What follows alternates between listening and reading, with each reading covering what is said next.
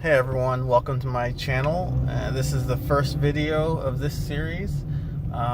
This is Biblical History on the Go. So the purpose of this channel is pretty simple.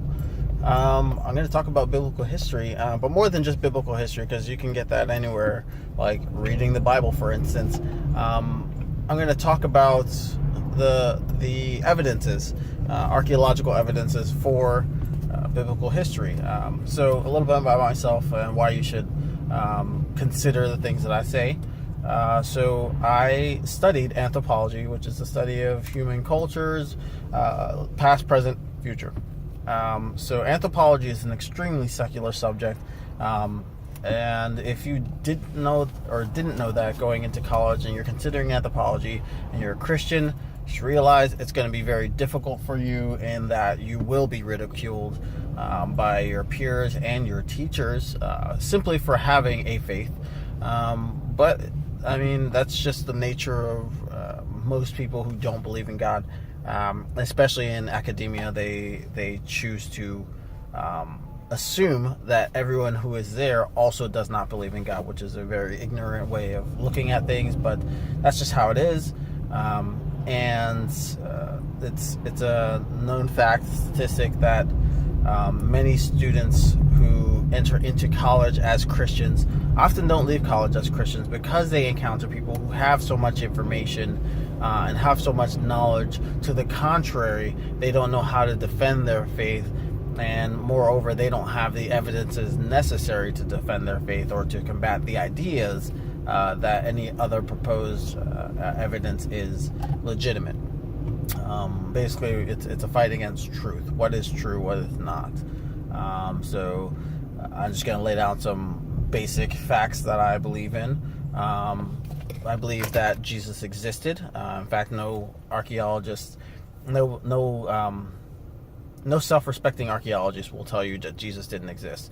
No one questions that. You go to Israel, you will see even the Muslims, they don't believe that Jesus was not a figure. Everyone believes that Jesus existed. Evidence is there. What isn't there is the proof of his resurrection. That is a matter of faith, and that's where the breakdown happens. So, did Jesus exist? Yes. Was he God? That's what people debate. And I believe that he is God. I say is because he is alive. Let's see. Another thing, evolution. Evolution is a big topic. And it's also probably one of the most simple yet complicated situations, because people will often say, do you believe in evolution? And the answer is yes and no. Because there are multiple definitions for evolution. Evolution can refer to stars. It can refer to macroevolution, which is the changing of one species to another, and microevolution, which is tiny changes in genetics to form an adaptation. I believe in adaptation. Microevolution. It's obvious. Look at my skin. That's an adaptation. You look at my fiance's skin. She's got light skin. That's an adaptation. And that adaptation allows us to absorb vitamin D differently. So, for instance, the sun, you can kind of see it on my face here. That is, my skin is not going to absorb as much vitamin D as, say, her skin would, because if she absorbs too much, then she gets sunburned. I will not, because my skin, the melanin, prevents a lot of the ultraviolet rays from getting into my skin. Adversely, I get less vitamin D from the sun rays. She'll get more vitamin D. Adversely, more ultraviolet light gets through, and it causes damage. Those are adaptations. It doesn't change who we are as a species. We are still the same kind of creature. If you look at the word itself, the word create is in creature. I believe it's because a creature is something of creation. So let's see. So evolution, microevolution, yes, it's obvious, it's everywhere. Macroevolution, there is no proof. And I will state that to anyone who claims, oh, well, people came from monkeys. It's proven. Where? I know the fossil record. I studied all these classes. I aced these classes, especially when it came to the fossil record. And I know the the different types of creatures that are being considered human, and the pre-creatures, so like before Homo sapien, before Homo erectus, the Australopithecines, and it's just there is no what is called the missing link. It doesn't exist yet, and I say yet because they're still looking for it, so you have to give the benefit of the doubt. Someone's looking, maybe they'll find it, sure, but I don't think they'll ever find it. And that was something that was big in like the 60s and 70s. No one ever found it. Lots of fakes were made, and ironically, as time goes on, the fakes get better and better. So the last one I can remember, I want to say it was Chucky or Charlie what was it, Charlie? Something, it was about a duck. There's a story behind it, of course, because archaeologists are kind of crazy. But this group had faked a human skeleton, a human animal-ish skeleton, because you're taught to know what the nuances are between a skeleton of, say, a robustus, right? They have like pronounced cheekbones, and basically they diminish those qualities a bit, so it looks more human. And so they put together some skeleton, or skull, because there's never a full skeleton, and claimed that this was the missing link. Of course, it's got to go under a lot of scrutiny to make sure that it's a legitimate discovery. However, that takes time, and the first thing that comes out is the information: the missing link is found, which is a sad thing, because it took, I want to say, at least 20 years for scientists to realize that it was a fake, because it was so well done, because of the fact that this was a professional in the field who knew what to look for, and knew what to fake. And so it took a really long time for people to realize, oh, this isn't actually a missing link. This person lied, and it's too late. You've already ruined many people's lives who were Christian and believed that, there was no missing link, that macroevolution is not a thing, and they're being told by media, no, the missing link is found, and no doubt by the atheists and the agnostics saying, no, look, evolution is real, you're stupid if you don't believe it, because this person who is an accredited scientist has found the missing link. Scientists have proven it, just because it's been found, when in reality it's been faked. And that has happened more times than once, sadly, because people want fame and recognition. As an archaeologist, that's something that people want. Everyone's looking for the next big find. So every skeleton that they find is a new species. It's how it always is. And these species, they're always, they find like one, maybe two skulls, and then, they use that as a basis for skipping millions of years in the evolutionary process and saying, this clearly evolved into this. And something that you learn in anthropology is, or as far as the fossil record goes, is you can have two creatures that look identical and are in fact two completely different species that could not reproduce together. That's a fact. So based on that same logic, it should not ever be assumed that because you find two skeletons with no potential for DNA not recollection, no DNA, you can't collect any DNA out of them, to assume that these two things, because they look similar, must be connected in the fossil record or the evolutionary process. That's just ridiculous, and it's a fact. It's been shown, it's taught. You can't look at two things and say these things are clearly evidence. And when you have such a small sample of fossils, it's even more ridiculous to think that somehow this proves evolution, macroevolution, which it does not. So, I believe in evolution as in microevolution, not macroevolution, because there's no evidence. And as you're taught in science, if there is no proof, you don't accept it. So by that same logic, it would apply to faith if faith was part of science. and it is not. So science says Jesus existed. Science says that there is documented evidence for people believing that Jesus did the things that are said in the Bible, all the miracles and everything. Documented evidence that there was a falling away after the crucifixion. Documented evidence that for some reason people chose to continue to perpetuate the ideas placed in the Bible, that Jesus did these things even to death. There's evidence anywhere you go where the Christians were persecuted thereafter, which is not in the Bible, because it came after the most of the Jewish experience. The Bible is about the Jewish experience, except for Revelation, which is about the Revelation and the letters of Paul, which are about the Christian experience after. But you, for instance, go to Masada and Qumran, where the Dead Sea Scrolls are found. You'll see the caves. There are lots of caves that haven't been excavated yet, which are on the radar for instance, Dr. James Tabor. And these places, you can see the evidence of the Roman sieges against the Christians who had fled to the mountains. The impressions are still in the ground. You can see their camps from obviously the top of the mountains. You can see where the ancient rivers were that housed them for water as they, waited out the people. And the sad story, the likely mass suicide of the Christian people, because they would rather have been killed by their own hands than by the Romans. Some people might say, well, that means they go to hell. That's a Catholic idea. There's no basis of any of that in the biblical premise.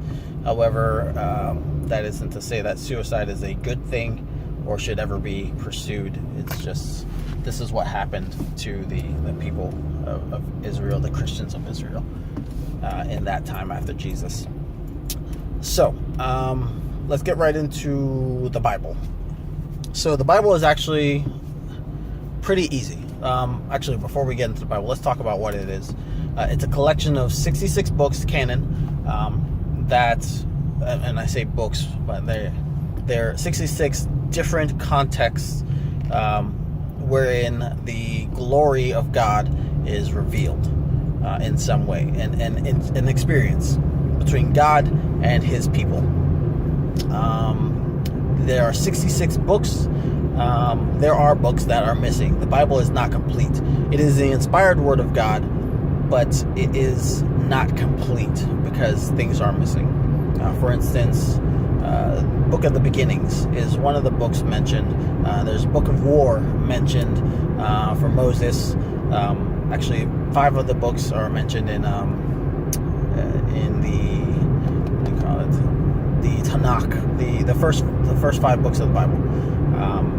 There are books mentioned that aren't actually there, or at least not in our canon. That doesn't mean they don't exist.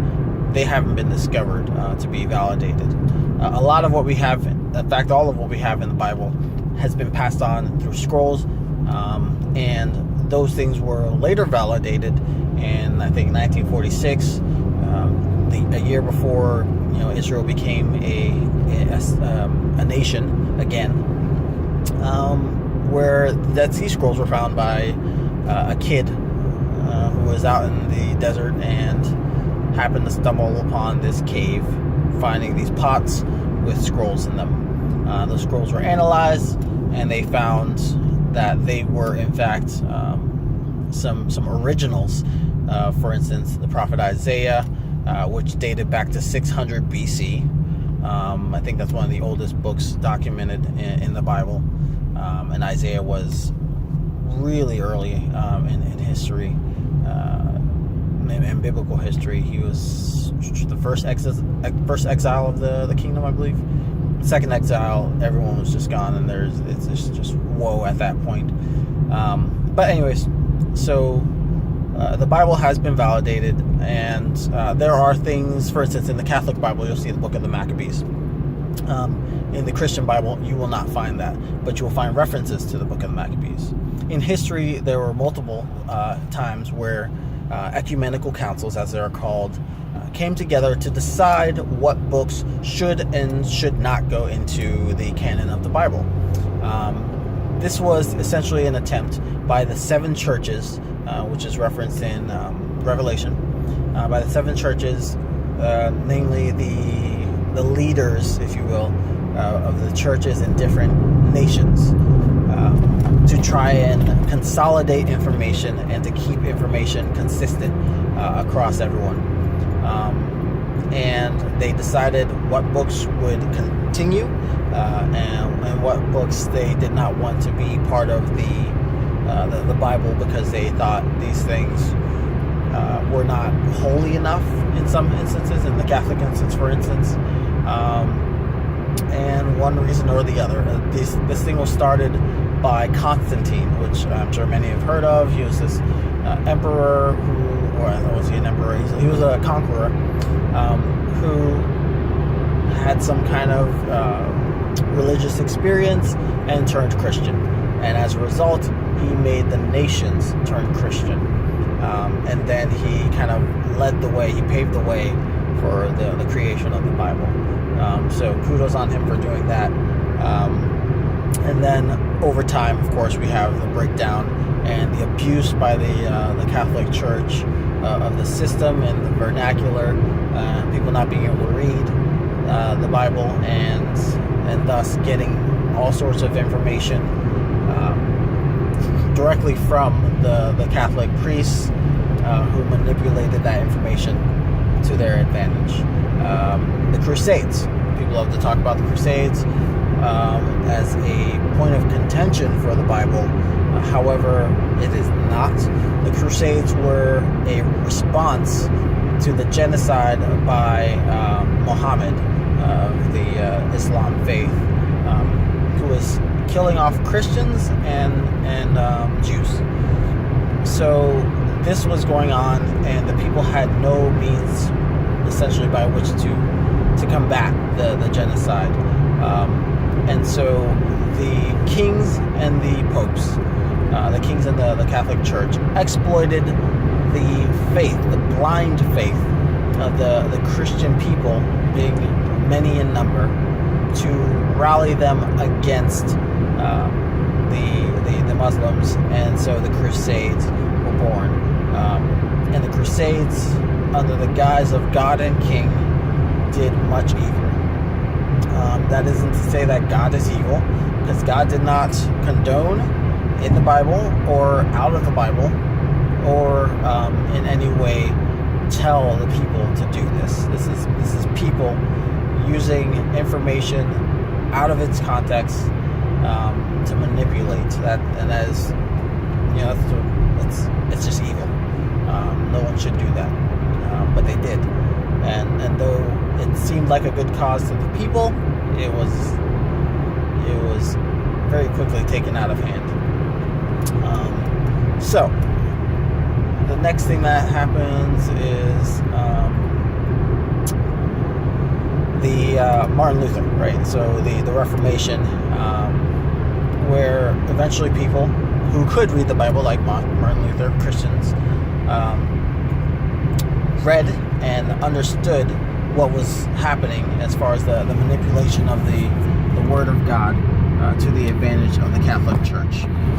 That is to say they turned their backs on God, because they didn't, but they did turn their backs on the Church. One of the things that Martin Luther did was write the 95 Theses. It's just in a long essay. This is simply 95 thesis statements. A thesis statement is just, one sentence, maybe two, that defines a question of not contradiction. I suppose contradiction. A question of contradiction. So basically, he wrote 95 points on things that the Catholic Church was either using as an exploit or misinterpreting from the Word of God, and nailed it to the door of the church. This was not a slam in any way on the Christian faith. It was just a point to be made that the church was not following the words and the faith of God. So then we get into the actual Bible. The Bible is actually pretty easy to go through once you understand that. It's simply a history of the Israelite people, or of people in general, from beginning to end. Most of it is following the Israelite people. Why? Because God chose Abraham as his, Abraham was considered God's friend, and he promised Abraham that he would make his children as numerous as the stars, and his children ended up being the nation of Israel. So it follows that promise, and then it goes on through Jesus to include other people in that promise, namely the Gentiles, which is anyone who is not Jewish, anyone born outside of the Jewish people, of the Jewish nation, of the Jewish faith. They all get grafted together. Not all those through Jesus, his sacrifice made so that some might accept him. Those who do get grafted into that family. It's basically adoption. So we're counted as, Abraham's children. So, because I'm only going to make this like a 30-minute video to start, I'm just going to give you the rundown of the entire Bible. And it can be done very easily. And here it goes. So Genesis starts out and it's the beginning. Adam and Eve are created. Interesting thing to point here, Adam and Eve were considered married. Eve was considered Adam's wife. It was called Adam's wife in chapter 2. The point to be made is that marriage is not a ceremony. There is no priest that can claim to have the power to unite two souls. That's something that God put specifically in man and woman.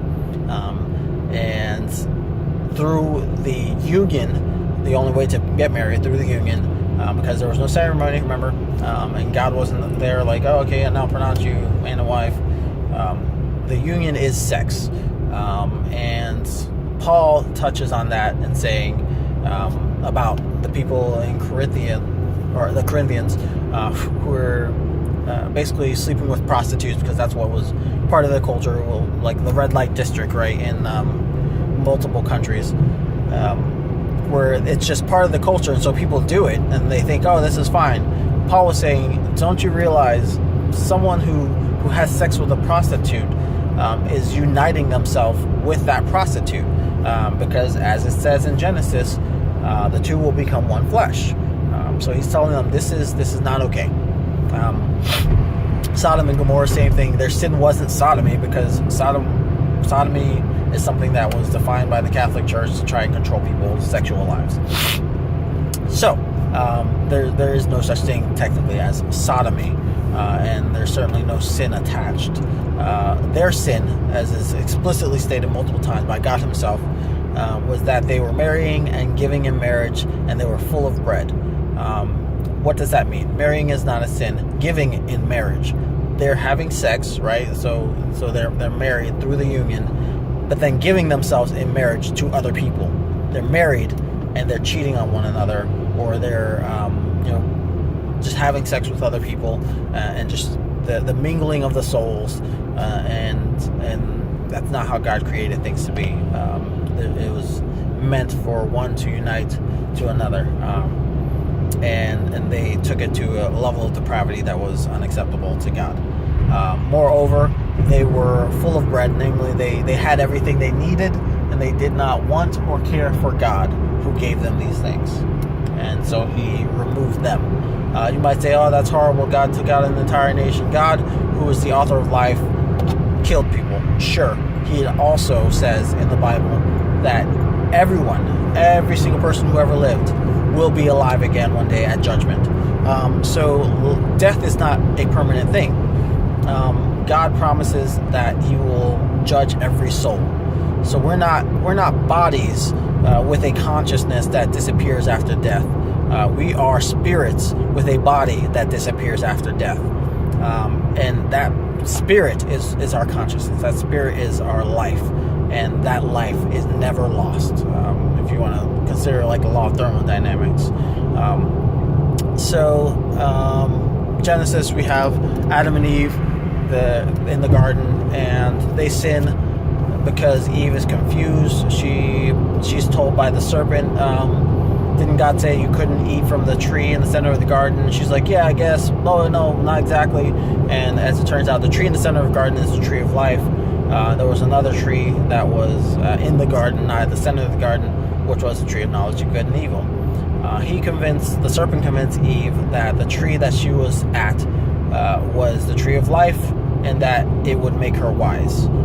So he took part of the truth, and he took the lie, and he mingled them. She could not withstand the guise of the serpent, and was confused, and wanted to be like God, even though they were already like God,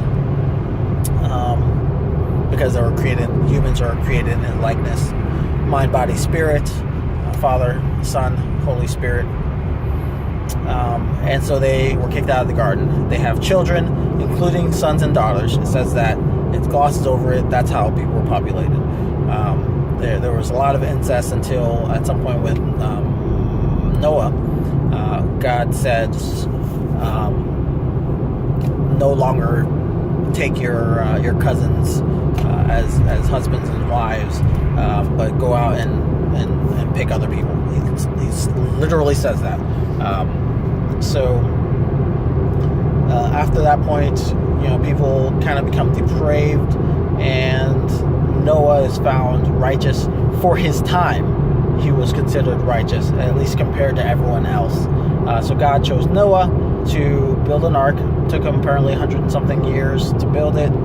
All the while telling people there's going to be a flood. It hadn't rained in that entire time. People they didn't believe it. And next thing you know, there's a flood. And the day it started raining is the day God locked Moses and his family into the ark. He had to lock them in because as humans, they probably would have tried to help people. But you can't if the doors are closed. So those people died. The world was flooded. Apparently there were also giants. And I don't know why that's hard to believe. If you've seen Where's Waldo? It's that old comic, right? Waldo is some weird looking guy who just kind of stands out, or doesn't stand out. It's kind of hard to find. Based after a guy, I forget what his name was, but he was like, I think it's like Jack Giamatti, in like the 60s, 50s, something like that. There's pictures of him you can find on like Google. He was 10 feet tall. He's not the first recorded case in history. This happens a lot, and very simply, man's a giant. What was it? Who was this guy? Goliath. Goliath was said to be like 9 feet tall. And people might say, giants are ridiculous. It's just a name. It's a name used to identify a specific type of human being, a specific trait. And this trait is extreme height. Giants exist, and they existed probably more prominently in the past. Goliath had like 5 brothers, something like that. They were all had some strange deformity. Let's see, we're giants. So after Noah, they touched down on Mount Ararat.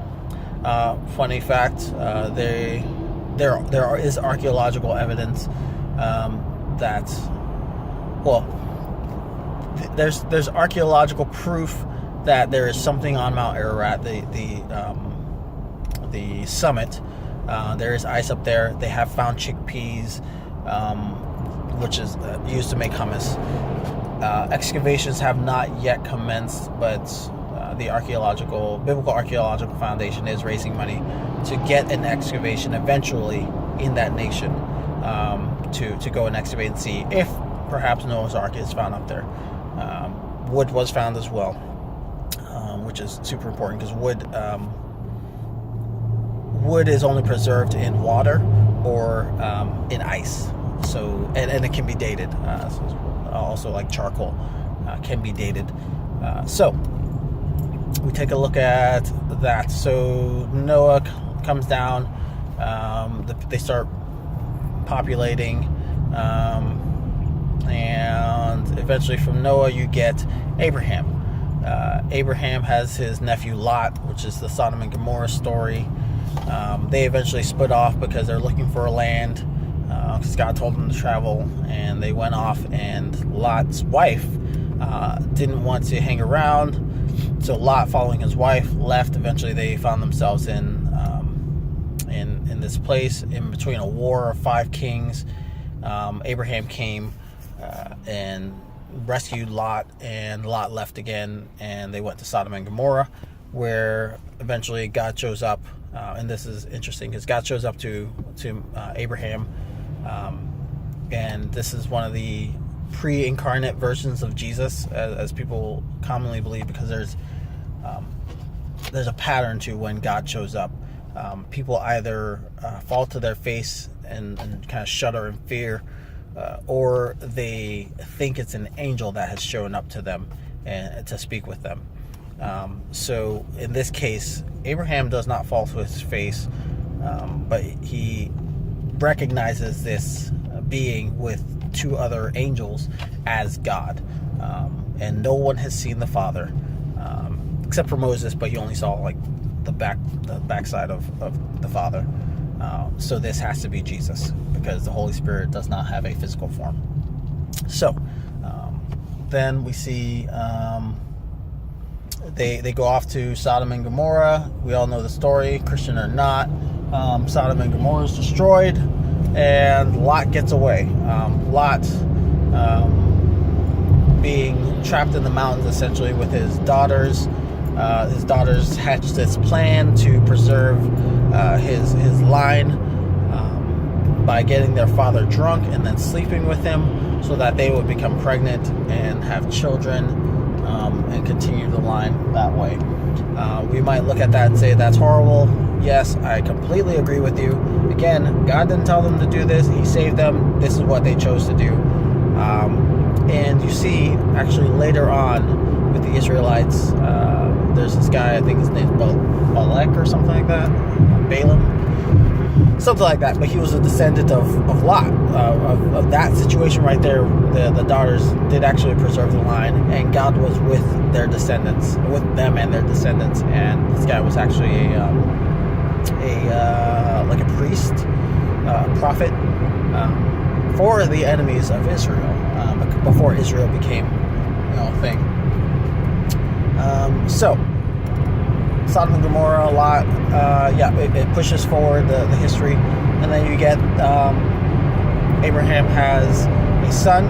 His firstborn son was with his wife's handmaid, because he's a child, because she was 90, he was 100 years old. So then they decided to get rid of that child because Sarah became jealous. So Abraham's firstborn son, by not his wife, but his wife's handmaid, making him like an illegitimate child, illegitimate heir. Once they had their actual son between them, which was Jacob, whose name was changed by God to Israel, they got rid of Ishmael, the firstborn, who became the Arab nation, because God promised to take care of him and to make him a nation. And Jacob became Israel, had 12 kids. They became the nation of Israel when there was a drought. Joseph, the last son, the only son by the wife he loved, that Jacob loved, Rachel, he had married too. Joseph was kidnapped by his brothers, sold to Egypt. Joseph eventually became second in command to Pharaoh in Egypt, and then he saved the nation from a drought based on dreams that he would have, that he interpreted. His family eventually came looking for sustenance. They found out that their brother was ruler in the nation, and the Pharaoh allowed their people to come and live there and prosper. So a few generations later, the new Pharaoh had forgotten about Joseph and the promises of the previous Pharaoh, and enslaved the Israelite people because he thought they were too many people, and they would rise up and destroy the nation. So he enslaved them. This is the start of the Israelite nation. You see Ramses and Moses. That story, Moses is born in a time where that Pharaoh had chosen to kill all the firstborns in the nation of Israel by throwing their children into the Nile. This evidence has yet to be found, but it's most certainly documented somewhere in Egypt. It just hasn't been discovered yet. As a result, Moses is saved, ends up being raised as Prince of Egypt because his sister worked with the Pharaoh's daughter, who couldn't have children. She led her brother through the weeds and said, "Hey, look, I found a baby." The Pharaoh's sister or daughter, I'm not sure which one, takes the child and raises him as her own. Moses eventually finds out the truth about his people and can't stand it, runs away. This is where he meets the burning bush, and then he comes back after being told to lead the people, the nation of Israel, away. There are 10 plagues that are involved. Pharaoh is hard-hearted and refuses to let the people go. Eventually, God makes it happen. So the people leave, and they go down. They didn't go up towards Israel the easy way, by way of like the Mediterranean path. They went down towards the Red Sea, which is landlocked, and they got stuck. Pharaoh came and joined. They had to cross. This is where Moses famously parts the waters, and they crossed on dry land. Interesting enough, this is something that can be proven by the archaeological record. People have gone and done some excavations, and they found bits and pieces of what they assume to be chariot wheels, because it just doesn't make any sense for corals to grow in certain ways. More importantly, you can easily see in the archaeological, or in the the topographic record, there is one spot in the Red Sea that is flat land, wide enough for the nation of Israel to actually have walked across completely, no potholes. And on either side of that flat stretch of land, there is a very, very significant drop off, which is where the water stopped. So this is quite peculiar, but it's actually there, and anyone can take a look at it through Google Earth, because all that information is public now, and it's easy for anyone to get access to. Just go over to the Red Sea and take a look at the ground, and you'll see this actually happened, because there's no way that the ancient Israelites who wrote this story could have known how there would have been a path unless they actually had to walk it. And to walk this path takes about 3 days, based on the average human walking speed. And that's how long it says biblically that they took. It was there day by night, and they were there 3 days crossing that Red Sea, which is why Pharaoh couldn't just like turn back and when the water started coming in, because they were pretty deep in there. So anyways, then the Israelites are in the not in the promised land, they're on their way to the promised land. Then people start grumbling about how they wish they were in Egypt, because at least they had like beef and all the good stuff. They start longing to go back. So they get stuck in the wilderness 40 years because God refuses to let them in the promised land. Moses also disobeys God at one point, subtly, but he does. And he's not allowed to cross into the promised land either. So eventually Joshua ends up leading the people into the promised land, and they're told to take over 12 spots of land, which kind of encompasses all the Middle East. And they don't. They conquer like 2 or 3 of them, and as a result, they ended up leaving the nations that were there intact, and those nations have caused them trouble ever since, because those nations, being the Arab nations, have a completely different ideology. And in fact, in their end-time prophecies, they expect that the entire nation of Israel, every single Jew in the world, will eventually be killed by the Muslims. That's something that they're taught, and through the Quran. So it's yes, and it's an extremist ideology, but the extremism in Christianity is that we believe that Jesus will come and judge the world one day. So that's what happens there.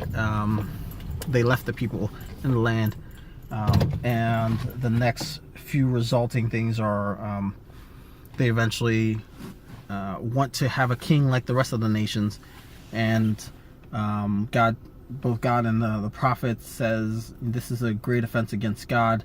He is your king, and they're like, no, we don't want God as our king. We want our own king, a man of our choosing. That is their greatest sin. That's the reason why all the evil happens to them. It's because they chose to abandon God as their king, and God says this multiple times. That's their offense. So they choose a king, Saul. We all know Saul obviously oppresses them.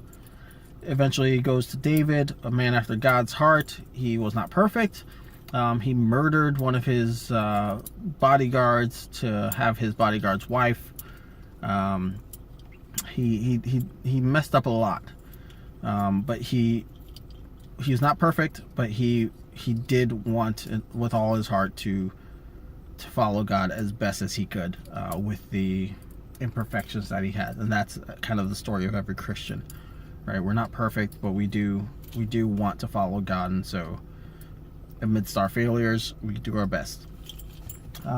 So that spawns the Book of Chronicles and Kings, which basically eventually the nation of Israel decides, because of one king, in the 5 kings into the succession, there's a split between Solomon's sons, and they fight for the throne. It's a Game of Thrones, if you will. And the nations end up splitting up because this guy just chooses his own council instead of the wiser older council. So Israel becomes the nation of 11 tribes, where Judah becomes its own political entity. And so Kings and Chronicles follow both of those two nations and their choice of kings, none of which God appointed, because God said he would split it up and eventually bring a king to Judah that will unite them all again, which is the Messiah, Jesus. So skipping through all that stuff, eventually at the end of that, there's the exile, because both nations have forgotten God. They're exiled away, and then eventually allowed to come back to rebuild the temple when it was destroyed by Cyrus. So they rebuild, and then you get some of the works of the prophets during those times, and then eventually they're exiled again. And that point, there is no nation of Israel. They're completely destroyed by the Babylonians, and the next time you see nation become an Israel, that Israel become a nation, is in 1947, recently. And let's see, but going through biblically, so at that point you have lots of the books of the prophets, and the struggles that the people were going to, and the prophecies of a Messiah who would come and save the nations and unite them again. That gets into prophecies about the Antichrist and Jesus' return, which we'll get to in another video, because I went over by like 13 minutes already. So after the prophets, you get the New Testament, where Jesus shows up. The 4 Gospels, which essentially talk about his birth, some of the prophecies about it, his life, and his ministry. And then after those, you have Acts, which is Jesus has been crucified, and the people are there, the Christians, and they're trying to cope with what happened and what to do next. So you get the multiple books of the notes that Paul was writing, because he was kind of the big writer towards the Gentiles. There were 2 sections, those the uncircumcision and the circumcision, to reference the Jews, the circumcised, and the uncircumcised, the Gentiles. Paul was the leader of the Gentiles, so a lot of the New Testament is his work in reaching the rest of the nations. Peter was the leader of the circumcision, in reaching the Jews and the Hebrews, the Israelites. So that's why Hebrews is not written by Paul, because Paul did not address the Hebrew people. It's written by Peter. And then Peter also talks about Jesus' return. They're very different writing styles, speaking styles. And then after that, you get Revelation, which is the inspired words of John, one of the disciples. They tried to kill him multiple times, but he kept surviving.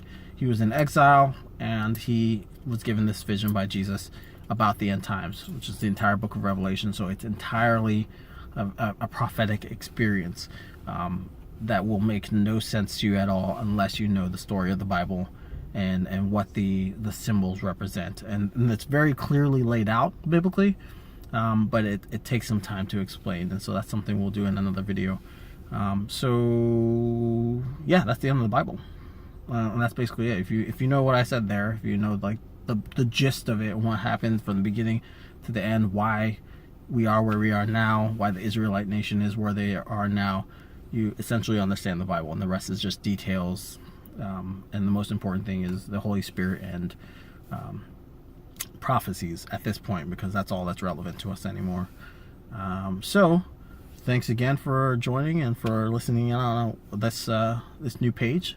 The next thing we'll do is we'll get into some current events, and we'll talk a bit about the Antichrist, because nobody likes to talk about that, but it's not only fascinating, it is absolutely relevant. Jesus says multiple times, watch and be ready. That's probably his main message. Watch and be ready for my return, because people can deceive you.